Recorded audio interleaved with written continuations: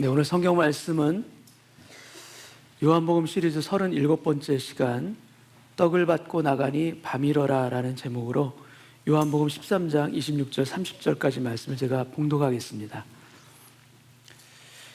예수께서 대답하시되 내가 떡 한 조각을 적셔다 주는 자가 그니라 하시고 곧 한 조각을 적셔서 가룟 시몬의 아들 유다에게 주시니 조각을 받은 후 곧 사탄이 그 속에 들어간지라.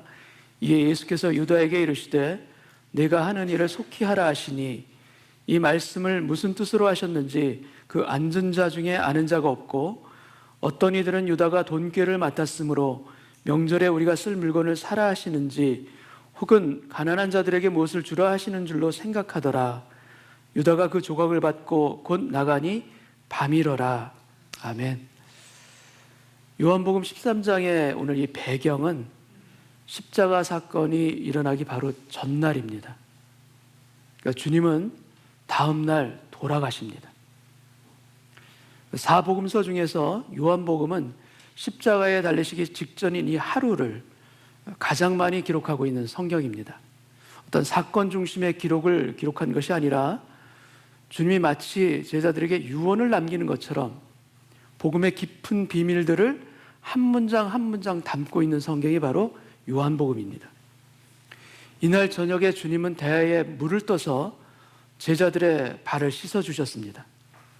베드로가 발뿐만이 아니라 손과 머리도 씻어 주옵소서라고 하자 주님은 이미 목욕한 자는 발밖에 씻을 필요가 없다 말씀하시면서 너희가 깨끗하나 다는 아니다 라고 말씀하십니다. 다는 아니다. 이 말씀을 주님은 지금 누구에게 하시는 겁니까? 누가 들으라고 주님께서는 지금 이 말씀을 하시는 것이겠습니까? 그리고 제자들에게 당부하십니다. 내가 너희 발을 씻었으니 너희도 서로 발을 씻어주는 것이 옳으니라. 너희가 이것을 알고 행하면 복이 있으리라. 그리고 나서 의미심장한 말씀을 또 하십니다. 18절 말씀을 제가 읽겠습니다. 내가 너희 모두를 가리켜 말하는 것이 아니니라. 너희 모두가 그렇지는 않다라는 말씀입니다. 그렇다면 이 말씀은 지금 누가 들어야 하는 말씀입니까? 나는 내가 택한 자들이 누구인지 알미라. 그러나 내 떡을 먹는 자가 내게 발꿈치를 들었다 한 성경을 응하게 하려는 것이니라. 주님은 구약의 예언을 꺼내서 이 상황 가운데 재차 말씀하고 계십니다. 그것도 한 사람을 향해서 계속해서 말씀하십니다. 그리고 앞으로 볼 본문을 통해서도 주님은 반복해서 계속해서 한 사람에게 집중적으로 말씀하고 계신 것입니다. 왜 그러시는 것입니까? 다른 제자들은 영문을 몰라서 당황하는데 왜 한 사람에게 그렇게 주님께서는 계속해서 지금 메시지를 던지시고 계시는 것일까? 내 떡을 먹는 자가 내게 발꿈치를 들었다. 이 예언은 시편 41편에 나오는 다윗의 시입니다. 발꿈치를 들었다라는 이 표현은 발바닥을 상대에게 보이는 것을 모욕으로 간주했던 그 당시 관용적 표현일 수도 있고 마치 성난말이 사람을 발로 차버리는 것을 연상하셔도 좋을 만한 그런 표현이기도 합니다. 내 떡을 먹는 자라는 표현은 함께 식사를 하면서 떡을 나눠줄 만큼 그렇게 친밀한 관계를 의미합니다. 그리고 왕이 하사한 음식과 그 녹봉을 받는 왕과 신하의 충성된 관계를 표현하는 관용 어구이기도 합니다. 그런데 다윗의 떡을 먹는 자가 다윗을 배반한 것입니다. 다윗을 배반한 이 사람은 누구인가? 바로 아히도벨을 가리킵니다. 다윗의 아들 압살롬의 그 무서운 계략으로 4년 동안 백성들의 마음을 빼앗고 나서 그는 아버지를 거역해 반란을 일으킵니다. 급하게 도망가던 다윗은 그의 뛰어난 전략가이자 모사였던 아히도벨이 그의 아들인 압살롬 편에 붙은 것을 듣게 됩니다. 그러자 그 도망가던 그 다급하던 상황 가운데서도 다윗은 기도합니다. 어떻게 기도하는가? 여호와여, 아히도벨의 모략을 어리석게 하옵소서. 이렇게 다급하게 기도할 만큼 이 아히도벨은 무서운 사람인 것입니다. 그런데 다윗의 이 기도가 그대로 응답됩니다. 그래서 아히도벨의 그 뛰어난 전략이 채택되어지지 아니하고 오히려 압살롬에게 의해서 버려집니다. 그러자 아히도벨은 자기 계략이 시행되지 못함을 보고 고향으로 돌아가 스스로 목을 매서 자결합니다. 다윗의 시편으로 예언된 이 말씀, 지금 주님이 누구에게 하시는 말씀입니까? 누구에게 들으라고 지금 하시는 말씀이겠습니까? 그리고 들어야 될 그 사람의 마지막이 스스로 목매어 자결한 아히도벨과 정확히 일치하는 것. 여러분, 이것이 우연이겠습니까? 그냥 일어난 일이겠습니까? 주님의 이 예언은 한 사람을 향한 것이기도 하지만 그곳에 있는 모든 제자들을 위한 주님의 예언이기도 합니다. 19절을 제가 읽겠습니다. 지금부터 일이 일어나기 전에, 바로 배반의 사건과 십자가의 사건, 이 일이 일어나기 전에 미리 너에게 일러둠은 일이 일어날 때 내가 그인 줄 너희가 믿게 하려 함이로라. 주님의 십자가 사건에서 무너질 제자들의 그 믿음을 다시 굳건하게 세워주시기 위해서 지금 그들에게 예언을 하시는 것입니다. 너희가 무너질 것을 나는 알지만, 너희가 두려움 가운데 다 도망갈 것을 나는 다 알고 있지만, 그러나 나는 너희를 통하여서 교회를 세울 것이고, 그러나 나는 너희를 통해서 땅끝까지 복음을 전하게 하리라. 성경의 예언은 장차 일어날 일에 대해서 우리에게 경고를 주거나 또는 준비하라는 메시지를 담고 있습니다. 그런데 예언의 가장 큰 메시지는 그것이 성취되었을 때 우리로 하여금 다시금 깨닫게 하는 것입니다. 무엇을 깨닫게 하는가? 그것은 바로 하나님이 하나님이심을 깨닫게 합니다. 주님은 주님이시다라는 것을 새롭게 다시금 깨닫게 하는 힘인 것입니다. 그래서 예수님은 하나님의 아들이시오, 하나님의 본체이시지만 여러분, 예수님이 하실 수 없는 것이 있으십니다. 하지 못하는 것이 어디에도 없을 만큼 그렇게 전지전능하신 분이시기도 하시지만 그분도 하실 수 없는 일이 있습니다. 그것은 바로 주님은 예언된 말씀과 어긋나는 일을 하지 못하시는 분입니다. 태초에 말씀이 계시니라. 당신 자신이 말씀이기 때문에 어제 말씀과 오늘 말씀이 다를 수가 없는 것입니다. 그래서 예언하신 그대로 이 땅에 오셨고 예언하신 그대로 이루어 가시는 분이 주님이십니다. 주님은 우리에게 역사하십니다. 근데 주로 무엇으로 우리에게 역사하시는가? 주님은 말씀으로 우리에게 역사하십니다. 말씀 가운데 역사하시는 것입니다. 왜 말씀으로 역사하시는가? 그것은 그분이 말씀, 로고스이기 때문입니다. 그럼 말씀이 육신이 되어, 요한복음 1장에 나옵니다. 말씀이 육신이 되어 우리 가운데 거하심에, 우리 가운데 임하시는 것입니다. 우리가 그의 영광을 보니 아버지의 독생자의 영광이요 은혜와 진리가 충만하더라. 우리가 다 그의 충만한 데서 받으니 은혜 위에 은혜로라. 이런 말씀이 우리 가운데 들어와 거하십니다. 우리 가운데 임하셔서 우리 가운데 역사하는 것입니다. 듣고서 많은 말씀이 아니라 우리 안에 들어와 임하시는 말씀입니다. 그래서 옥토에 떨어져 우리 마음의 땅에 심겨지는 그 말씀, 여러분, 우리 마음 안에 심겨지는 이 말씀이 은혜 위에 은혜로라. 우리 모두 이 고백이 있기를 원합니다. 말씀이 육신이 되어 내 가운데 거하심에 은혜 위에 은혜로라. 이 고백이 있기를 원합니다.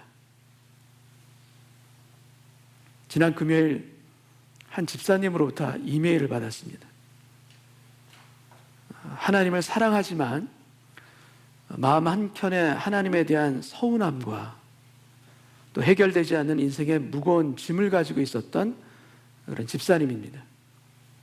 그 일상을 떠나서 시간의 구애를 받지 아니하고 자유롭게 기도하면서 주님을 만날 수 있는 그런 기회를 가지게 됐습니다.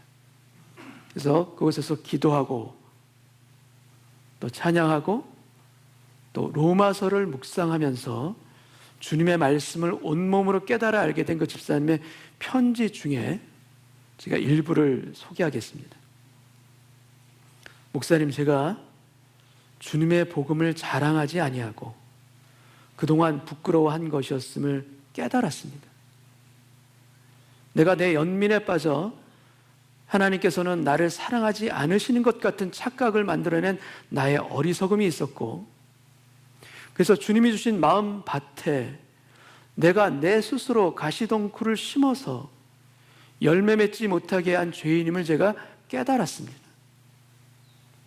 경건하지 못한 자들까지도 사랑하셔서 십자가에서 죽으신 그 값없는 그 사랑과 은혜를 제가 지금에서야 알았습니다.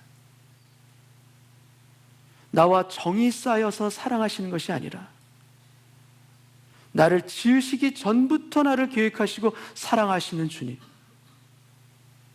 나를 위해 십자가에 달리신 주님의 보혈 앞에 그동안 해결받지 못했던 나의 서운함이 다 씻겨 내려갔습니다. 그리고 저를 자유케 해주셨습니다. 무성케 자라게 방치해왔던 나의 쓴뿌리와 가시덩굴을 다 베어내게 해주셨습니다. 그래서 주님의 보혈을 찬양에서만 불러보는 것이 아니라 제 안에서 참된 보혈을 느끼게 해주신 그 주님, 너무나 감사합니다. 여러분, 말씀은 우리의 역사합니다. 우리 마음을 터치하십니다. 그리고 우리를 살리십니다. 말씀 가운데 우리를 깨닫게 하시는 능력이 있음을 오늘 우리가 사모함으로 바라보기를 원합니다. 그래서 하나님은 진실로 하나님이시다 깨닫기를 원하고, 주님은 진실로 주님이시다 고백하기를 원합니다. 여러분, 2000년 동안 교회 역사를 통해서 주님의 역사하심은 크게 세 가지 모습으로 우리 가운데 나타납니다. 첫째는 선지자로, 둘째는 제사장으로, 그리고 세 번째는 왕으로 우리에게 역사하십니다. 도표를 통해서 한번 보시겠습니다. 누가 예수이신가? 선지자는 하나님의 말씀을 전하는 사람입니다. 계시를 전하는 사람입니다. 그래서 우리가 듣고 보는 말씀 안에 주님의 나를 향한 뜻이 담겨져 있음을 우리는 믿습니다. 그리고 우리에게 개인적으로도 계시하고 계심을 믿습니다. 그래서 주님의 계시가 말씀 가운데 내 귀에, 아니 내 심장에 들려지게 하여 주옵소서. 듣게 하여 주옵시고 듣고 깨우치는 은혜 있게 하여 주옵소서. 이 기도 있기를 원합니다. 그리고 주님은 선지자이실 뿐만 아니라 제사장이십니다. 지금도 우리를 위해 피 흘리시고 우리 죄를 위해 대속하신, 그래서 주님은 우리를 위해 피 흘리셨어요. 우리 죄를 대속하신 희생제물이 스스로 되신 것입니다. 그리고 하늘 보좌 우편에서 지금도 우리를 위해서 중보하고 계시는 주님, 우리는 이분을 믿음으로, 나의 구원의 주님으로 예수 그리스도를 우리는 믿음으로 우리는 살아나는 것입니다. 그리고 세 번째, 주님은 우리의 왕이십니다. 내 인생의 주권은 주님께 있고 순종하며 복종하며 따라가는 우리를 주님은 인도해 가십니다. 내 인생의 보좌에 주님을 모심으로 나의 입술의 말뿐만이 아니라 행함으로 사는 주님의 종이 되게 하여 주옵소서. 행함으로 주님의 왕되심을 드러낼 수 있는 주님의 참된 제자가 되게 하여 주옵소서. 여러분, 우리의 신앙생활에서 여러분에게 주님은 어떠한 분이십니까? 아니, 내게는 주님이, 어떤 주님이 가장 약하게 느껴지시는 그런 주님이십니까? 선지자로서의 주님이십니까? 아니면 제사장으로서의 주님이십니까? 아니면 왕으로서의 주님? 어느 주님이 내게 가장 약한 모습으로 임하신 주님이십니까? 여러분, 주님은 선지자요, 제사장이요, 우리의 왕으로서 우리에게 오시기를 원하십니다. 우리의 삶을 온전하게 주장해 주시길 원하시는 이 주님을 오늘 예배 가운데 우리의 마음을 열고 영접하는 저와 여러분 되시기를 주님의 이름으로 축원합니다. 성경의 예언으로 담담하게 말씀하시던 주님이 모두를 깜짝 놀라게 하는 폭탄과 같은 선언을 하십니다. 요한복음 13장 21절 말씀을 제가 읽겠습니다. 예수께서 이 말씀을 하시고 심령에 괴로워 증언하여 이르시되 내가 진실로 진실로 너희에게 이르노니 너희 중 하나가 나를 팔리라. 너희 중 하나가 나를 팔리라. 그동안은 둘러서 말씀하셨습니다. 간접적으로 말씀하셨습니다. 그러던 주님이 지금은 직접적으로 말씀하십니다. 이 말씀을 들었을 때 거기 있었던 모든 제자들은 깜짝 놀랐을 것입니다. 그리고 그 중에 한 명은 더욱 소스라치게 놀랐을 것이 분명합니다. 그런데 이 말씀을 하시면서 나타나는 주님의 얼굴은 결코 평온하지 않으십니다. 결코 담담하지 않으십니다. 심령에 괴로워하십니다. 헬라어 타라소라는 이 단어는 격동하다, 휘젓다라는 의미를 가지고 있습니다. 그래서 천사가 내려와 베데스다 연못에 물을 동하게 하다 할 때 동하다라는 그 단어와 같은 단어이고, 그리고 요한복음 12장에서 땅에 떨어지는 한 알의 밀알의 비유를 말씀하실 때, 그리고 나서 동일하게 주님은 괴로워하시는 말씀을 하실 때도 이 단어가 등장합니다. 요한복음 12장 27절, 28절 말씀을 읽겠습니다. 지금 내 마음이 괴로우니, 동일하게 타라소로 말씀하십니다. 내가 무슨 말을 하리요? 아버지여 나를 구원하여 이때를 면하게 하여 주옵소서. 하나님 아버지께 드리는 주님의 호소입니다. 그러나 내가 이를 위하여 이때에 왔나이다. 그리고 나서 놀라운 기도를 하십니다. 아버지여, 아버지의 이름을 영광스럽게 하옵소서.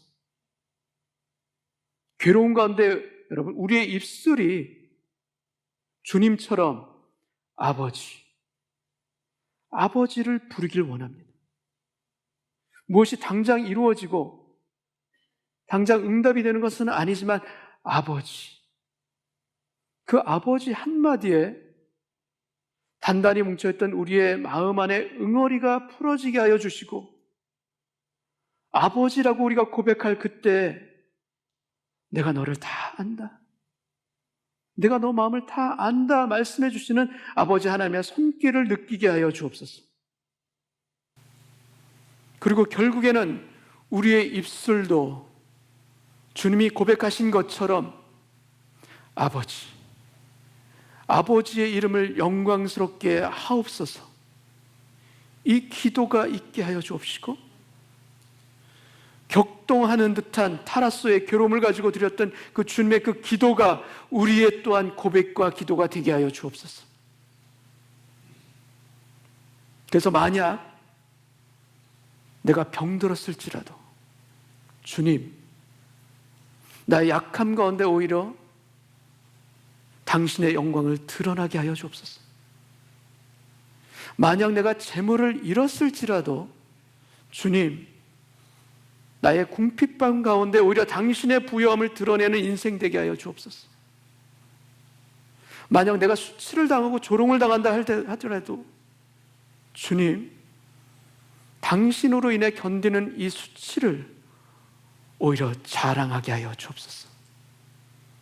그리고 만약 내가 생명을 잃는다 해도 주님, 저의 죽음이 당신의 영광을 가리지 않게 하여 주옵소서. 이러한 우리의 기도에 주님의 놀라운 역사와 능력이 임할 줄 믿습니다. 너희 중 하나가 나를 팔리라 하자 제자들이 서로 보며 누구에게 대하여 말씀하신 것인지 그들이 의심합니다. 23절 말씀 제가 읽겠습니다. 예수의 제자 중 하나 곧 그가 사랑하시는 자가 예수의 품에 의지하여 누웠는지라. 이 사랑하는 자, 이 사람은 바로 요한복음의 저자 요한입니다. 누웠다라는 것은 이 당시 식사하는 모습을 보여줍니다. 영어로 reclining이라고 되어 있듯이 왼손으로 비스듬하게 기대어 누운 채 오른손으로 음식을 먹는 것입니다. 그래서 예수의 품에 의지했다라는 뜻은 요한이 주님의 오른편에 있다라는 것을 가리킵니다. 왜냐하면 주님의 오른편에 비스듬히 누워야 요한의 머리가 주님의 가슴 방향으로 향하기 때문입니다. 이때 시몬 베드로가 머리짓으로 요한에게 주님이 말씀하시는 그 배반자가 누구인지 물어보라 머리짓을 합니다. 그러자 요한이 주님께 묻습니다. 주여, 그가 누굽니까? 26절을 제가 읽겠습니다. 예수께서 대답하시되 내가 떡 한 조각을 적셔다 주는 자가 그니라 하시고 곧 한 조각을 적셔서 가룟 시몬의 아들 유다에게 주시니. 여러분, 떡을 준 이 순간 요한만큼은 그 사람이 누군지 압니다. 그러나 다른 제자들은 주님의 이 말씀을 전혀 알아차리지 못합니다. 다른 제자들이 듣지 못하고 전혀 깨닫지 못하고 주님이 떡을 바로 건네주는 이 장면으로 볼 때 유다는 어디에 있는가? 주님과 멀리 있지 않습니다. 주님 가까이에 있습니다. 많은 학자들이 해석합니다. 유다의 위치가 어디인가? 주님 바로 왼편이라고 해석합니다. 그래야 주님 바로 왼편이어야 비스듬히 누운 자세로 주님께서 오른손으로 떡을 적셔서 그에게 줄 수 있기 때문입니다. 좌편엔 유다가 있고 오른편엔 요한이 있습니다. 그래서 레오나르도 다빈치의 최후의 만찬 성화의 그 장면이 성경의 이 누운 장면과 전혀 일치하지 않는 그림입니다. 다릅니다. 지금 주님은 그에게 유다에게 떡을 주십니다. 이 떡을 유다는 어떻게 해야 합니까? 이 떡의 의미를 유다는 지금 압니까 모릅니까? 그는 압니다. 안다면 이 떡을 그는 지금 받아야 합니까? 아니면 받지 말아야 합니까? 주님께서 왜 그에게 이 떡을 주시는 것입니까? 여러분, 이 최후의 만찬의 호스트는 바로 예수님입니다. 근데 그 당시 유대인의 풍습상 이 호스트의 왼편은 그 주인에게, 호스트에게 가장 귀한 손님을 앉히는 귀빈석이 바로 왼편입니다. 최후의 만찬 그 자리에서 주님의 12 제자들은 누가 가장 높은가를 놓고서 서로 다투었습니다. 근데 그 다툼이 있는 그 가운데 주님께서는 유다를 어디에 앉히셨는가? 주님의 왼편, 가장 귀한 자리에 유다를 앉히셨습니다. 그리고 보아스가 룻을 식사 자리에 초대해서 이리로 와서 떡을 먹으며 내 떡 조각을 초에 찍으라 했듯이 떡을 적셔서 건네주는 행위는 상대방을 존중하는 예의를 갖춘 행동입니다. 주님은 유다에게 가장 귀한 자리에 가장 존귀한 배려를 통해 그에게 말씀하시고 행동하셨습니다. 그리고 주님은 유다의 정체를 드러내지 않으셨습니다. 유다의 정체를 공개적으로 드러내게 하지 않으셨습니다. 배반의 마음을 품은 그 유다를 주님은 끝까지 오히려 보호하신 것입니다. 그래서 너희 중 하나가 나를 팔리라 이 말씀을 한 이 상황 가운데서도 아무도 유다를 의심하지 못합니다. 의심할 수가 없습니다. 그러나 다만 유다가 알아들을 수 있도록 계속해서 반복해서 집중적으로 그에게 말씀하시고 또 그에게 지금 떡을 건네고 계시는 것입니다. 여러분, 이 떡의 의미가 무엇입니까? 왜 이 떡을 그에게 주시는 것입니까? 너는 돌아오라. 유다야, 너는 돌아오라. 그 자리에서 너는 멈추고 돌아오라라는 주님의 호소입니다. 계속해서 반복해서 다른 제자들은 모르게끔 그러나 유다만큼은 알게끔 주님은 그에게 말씀하십니다. 너는 돌아오라. 그 자리에서 돌아오라. 여러분, 주님은 우리에게도 동일하게 계속해서 반복해서 우리에게도 돌아오라 말씀하고 계신다는 것, 여러분 인정하실 수 있습니까? 여러분 아십니까? 그래서 다른 사람들에게는 우리의 죄와 허물이 드러나지 않도록 해주시면서 나만큼은 알 수 있도록 말씀하시는 것, 여러분 아십니까? 그렇게 주님께서 나를 보호하고 계신다는 것, 여러분 아십니까?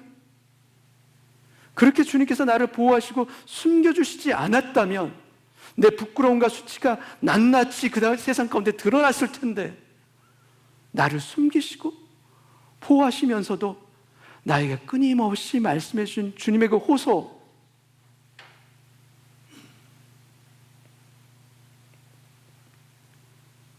주님은 유다를 이미 다 아셨습니다. 그가 어떠한 사람인지 다 아십니다. 그런데도 놀라운 것은 공생의 3년 동안 유다를 오랫동안 기다리시며 그에게 인내하신 분이십니다. 그리고 더 놀라운 것은 다른 제자들이 전혀 알아차리지도 못할 만큼 유다에게 주님은 똑같이 대해 주셨다는 것입니다. 전혀 차별하지 않고 이미 아시는데 다른 제자들과 동일하게 대해 주셨고, 아니 오히려 그에게 재정을 맡겨주시면서 그를 믿어주시고 그에게 맡기신 것입니다. 근데 유다가 돌아오라는 주님의 호소를 거절하고 이 떡을 받습니다.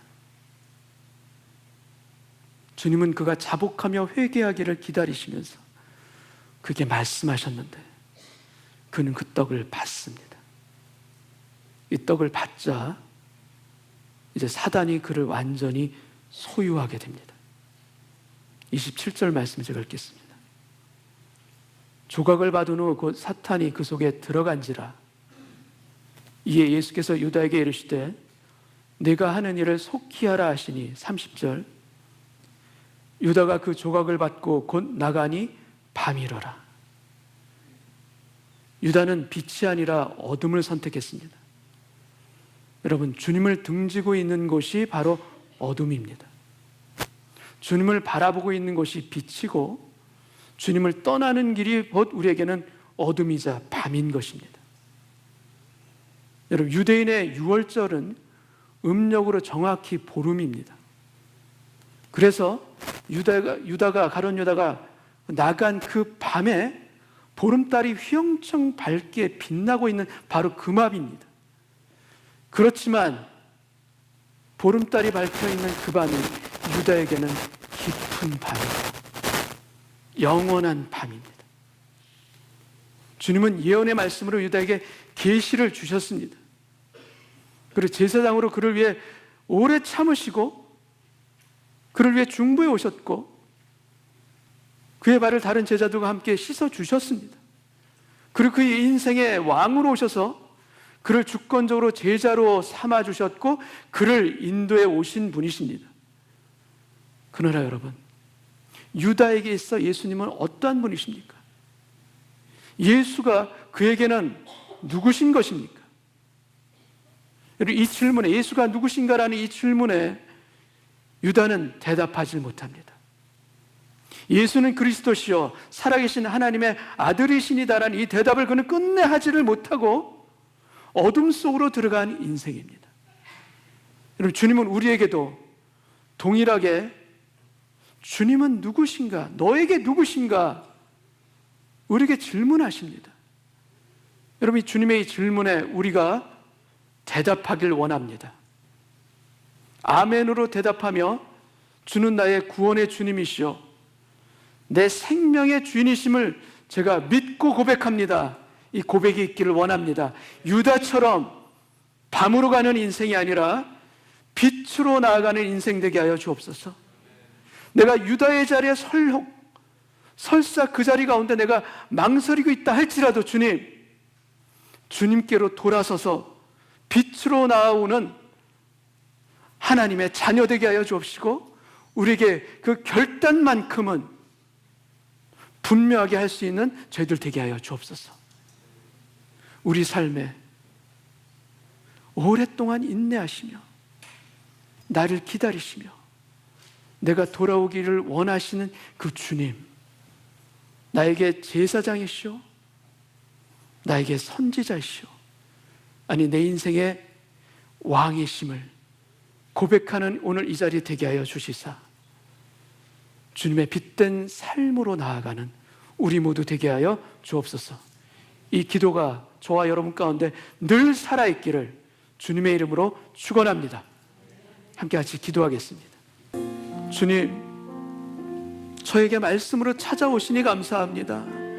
깨닫지 못하는 저의 아둔한 이 마음 가운데, 어두운 제 마음 가운데 말씀의 검으로 저를 찔러 주옵시고 말씀의 빛으로 저를 비춰주시사 주님, 저희 부끄러운 현실과 아픈 현실이 있다 할지라도 말씀의 빛으로 오신 주님의 손을 붙드는 오늘 예배자로 서게 하여 주옵소서.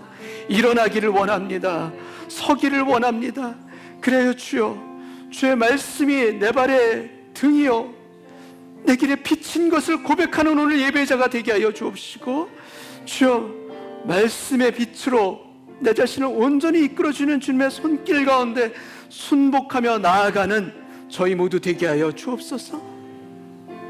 내 안에 부끄러움이 많습니다. 허물과 죄가 있습니다. 그러나 다른 사람에게는 알리지 아니하시며 나에게만 말씀하시며 너는 돌아오라, 너는 돌아오라 말씀하시는 주님의 그 음성에, 그 부르심에 오늘 제가 아멘으로 화답하길 원합니다. 나를 불러주시니 감사합니다.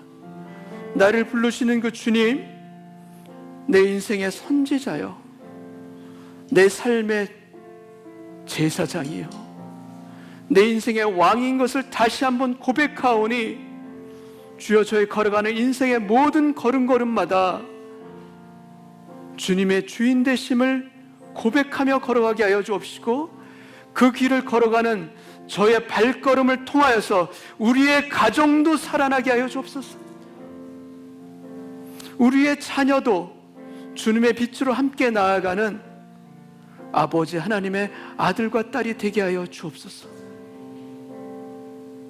그래, 고난 가운데도 아픔과 시련 가운데도 주님, 나의 아픔 때문에 오히려 주님께 영광을 돌려드리는 저의 삶이 되게 하여 주옵소서.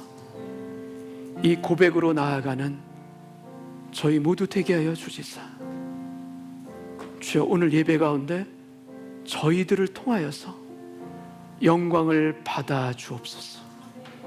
영광을 받아 주옵소서.